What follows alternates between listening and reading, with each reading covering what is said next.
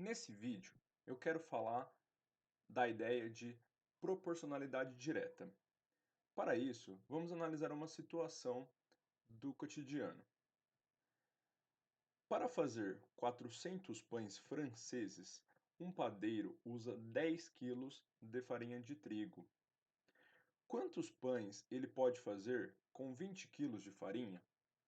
Bom, nesse problema, nós temos duas grandezas envolvidas: a quantidade de farinha, que está dada aí em quilos, e a quantidade de pães, que está dado em unidade, né, número de pães. Bom, vamos analisar o que o problema nos informa. Ele diz que para produzir 400 pães, são necessários 10 quilos de farinha. Ou, falando de outra maneira, com 10 quilos de farinha de trigo, o padeiro pode produzir 400 pães franceses. E ele então pergunta quantos pães ele pode fazer com 20 quilos de farinha. Bom, o que a gente pode pensar aqui é o seguinte: nós estamos dobrando a quantidade de farinha. Se inicialmente a gente tinha 10 quilos, nós estamos fazendo o dobro, vezes 2 para dar 20. Então, se com 10 quilos o padeiro consegue fazer 400 pães, é como se ele fizesse com 20 quilos duas receitas, 10 e 10.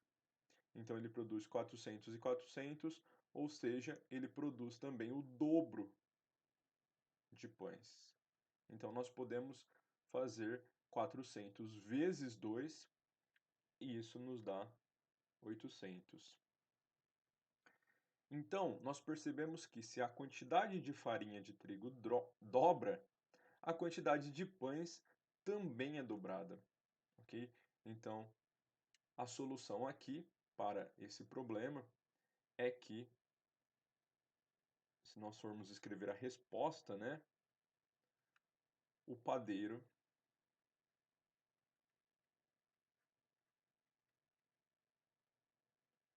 pode fazer 800 pães com 20 quilos de farinha. Ou simplesmente a gente pode deixar a resposta que ele pode fazer 800 pães. Afinal, ele perguntava, né, quantos pães ele pode fazer com 20 quilos de farinha. Bom, essa situação é uma situação que envolve grandezas diretamente proporcionais. Então, vale uma observação aqui.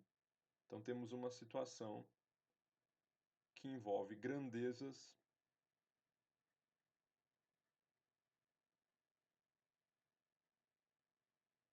diretamente proporcionais.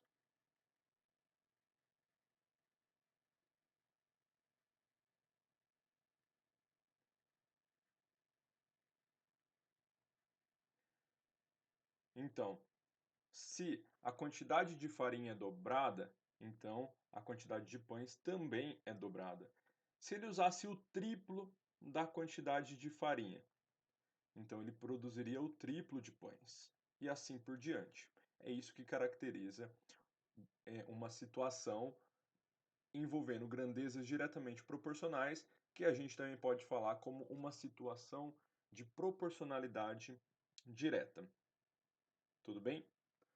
Bom, vamos pensar agora em uma outra situação. Então, a situação agora é a seguinte: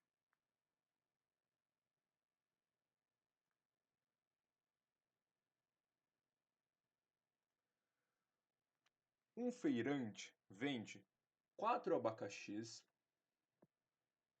por R$ 12. Mantendo-se essa razão, é possível comprar quantos abacaxis com R$ 30? Bom, nessa situação, novamente, nós temos duas grandezas. Agora nós temos quantidade de abacaxis e o preço final, certo? Então vamos colocar assim, abacaxis, que está dado aí em unidade, né? Então, número de abacaxis e o preço, tudo bem? Bom, vamos colocar as informações que ele nos dá. Ele diz que 4 abacaxis são vendidos por R$ 12. Então, 4 abacaxis custam R$ 12. E a pergunta é: quantos abacaxis eu posso comprar com R$ 30? Bom, a primeira pergunta que a gente deve se fazer é: essa é uma situação de proporcionalidade direta? Sim, é uma situação de proporcionalidade direta. Por quê? Se nós dobrássemos a quantidade de abacaxi, então se a gente quisesse comprar 8 abacaxis, a gente sabe que a gente ia pagar o dobro do preço.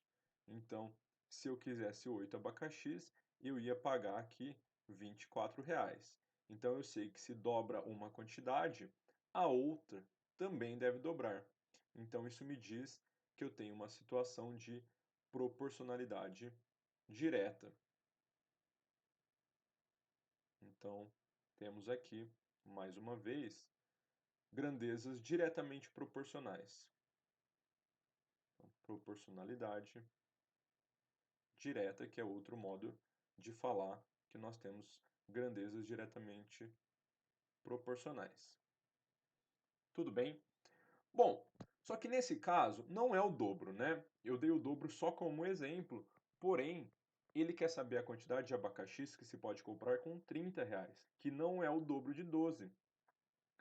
Então, nesse caso aqui, apesar de também termos proporcionalidade direta, não é tão claro qual é o fator que nós devemos multiplicar.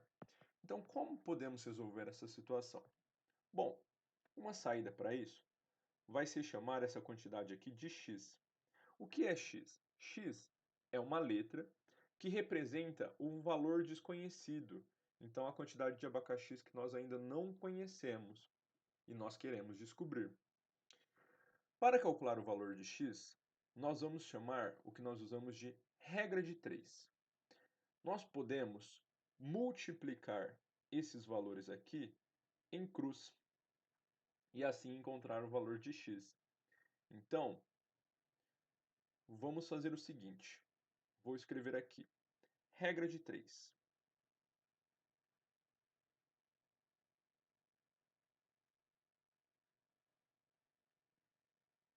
A regra de 3 tem esse nome porque nós temos três valores conhecidos, 4, 12 e 30, e um valor que nós não conhecemos. Ela se caracteriza por uma situação de proporcionalidade direta e nos diz que podemos multiplicar em cruz do seguinte modo: 12 vezes x é igual a 4 vezes 30. Então, nós temos o seguinte: 12x é igual a 4 vezes 30, que dá 120. O que nós fazemos agora para encontrar o valor de x? Basta isolar a incógnita. Como que nós fazemos isso? Nós podemos dividir ambos os membros da equação aqui por 12. Então, nós dividimos o primeiro membro por 12 e o segundo membro por 12. O 12 no primeiro membro cancela em cima e embaixo. Então, nós ficamos somente com x no primeiro membro. E do outro lado, nós obtemos 120 dividido por 12. Se nós fizermos essa divisão, veremos que a resposta é 10. Então, a quantidade de abacaxis que se pode comprar com R$ 30 é 10. Então, se nós colocarmos a resposta, teremos que é possível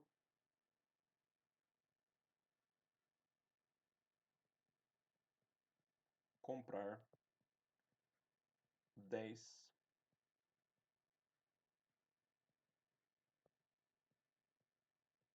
abacaxis. Bom, uma última observação é essa divisão. Se a gente quisesse justificar como fazemos o cálculo, podemos armar aqui, olha, em um rascunho do lado, 120 dividido por 12. Bom, o 12 cabe uma vez no 12.